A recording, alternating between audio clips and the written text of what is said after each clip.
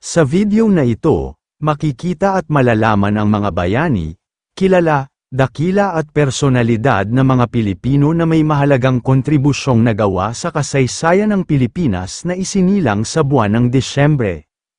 Noong ika-1 ng Disyembre taong 1870, isinilang si Jose Alejandrino, isang hinahangaang heneral na namuno sa mga sundalong nakatalaga sa gitnang Luzon at naglingkod bilang gobernador militar at kinatawan ng Pampanga sa Kumbensyong Konstitusyonal noong 1934. Noong ika-2 ng Disyembre taong 1910, isinilang si Manuel F. Cabal, isang opisyal ng Konstabularyo ng Pilipinas na naglingkod bilang Chief of Staff ng Armed Forces of the Philippines mula 1959 hanggang 1961.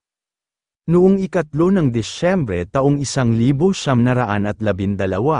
isinilang si Salipada Pendaton, ang una at katangi-tanging Muslim na namuno sa hukbo ng mga gerilya ng pinagsamang Muslim, Christian at mga Amerikano.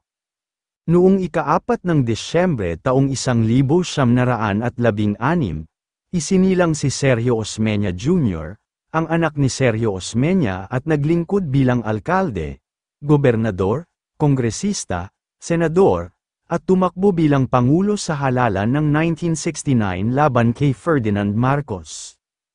Noong ika-5 ng Disyembre taong 1858, isinilang si Jose Libornio, isang kompositor na pinangunahan ang Royal Hawaii Band sa panahon ng pagbagsak ng Hawaii noong 1893. Noong ika-6 ng Disyembre taong 1912, isinilang si Jose Maria Zaragoza, ang itinanghal na pambansang alagad ng sining sa arkitektura noong 2014. Noong ika-7 ng Disyembre taong 1830, isinilang si Ambrosio Rianzares Bautista, ang taong nabigyan ng karangalang balangkasin at basahin ang unang pahayag ng kalayaan ng Pilipinas noong ika-12 ng Hunyo taong 1898. Noong ika-8 ng Disyembre taong 1875, isinilang si Isauro Gabaldon, isang Filipino-Spanish na naglingkod bilang kinatawan ng Pilipinas sa US Senate mula 1920 hanggang 1928. Noong ika-9 ng Disyembre taong 1877, isinilang si Alfredo Verzosa, ang ika-4 na Pilipinong naging obispo ng Simbahang Katoliko at unang Ilocano na mula sa Hilagang Luzon. Noong ika-10 ng Disyembre taong 1880, isinilang si Damaso Caluwag, isang miyembro ng Balangay Apoy na lokal chapter ng Katipunan sa Malolos at naglingkod bilang municipal president mula 1912 hanggang 1916. Noong ika-11 ng Disyembre taong 1864, isinilang si Joaquin Luna, ang kapatid ng pintor na si Juan Luna at magiting na heneral na si Antonio Luna at naglingkod bilang gobernador ng La Union mula 1904 hanggang 1908. Noong ika-12 ng Disyembre taong 1930, isinilang si Cesar Virata, ang ika-4 na Prime Minister ng Pilipinas mula 1981 hanggang 1986. Noong ika-13 ng Disyembre taong 1955, isinilang si Eduardo Obon Jr., ang dating Chief of Staff ng Armed Forces of the Philippines noong ika-6 ng Marso taong 2011.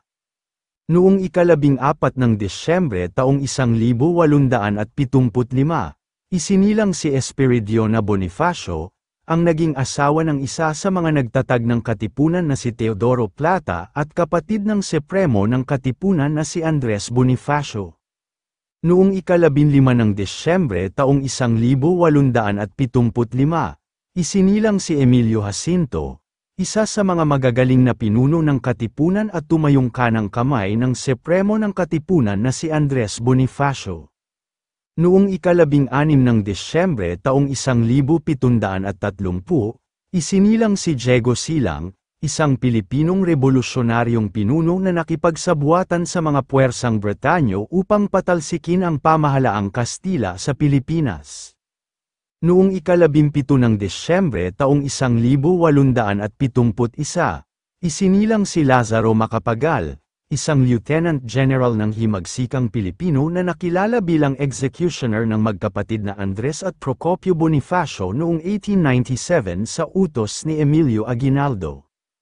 Noong ika-18 ng Desyembre taong 1856, isinilang si Graciano Lopez Haina, isa sa mga nagtatag ng pahayagang La Solidaridad sa Barcelona noong ika-15 ng Pebrero taong 1889 kasama sina Jose Rizal at Marcelo H. del Pilar. Noong ika-19 ng Desyembre taong 1896, isinilang si Jeronima Pecson, ang unang nahalal na babaeng senador at nakilala sa kanyang aktibong pakikisangkot sa edukasyon at kawanggawa. Noong ika-20 ng Desyembre taong 1870,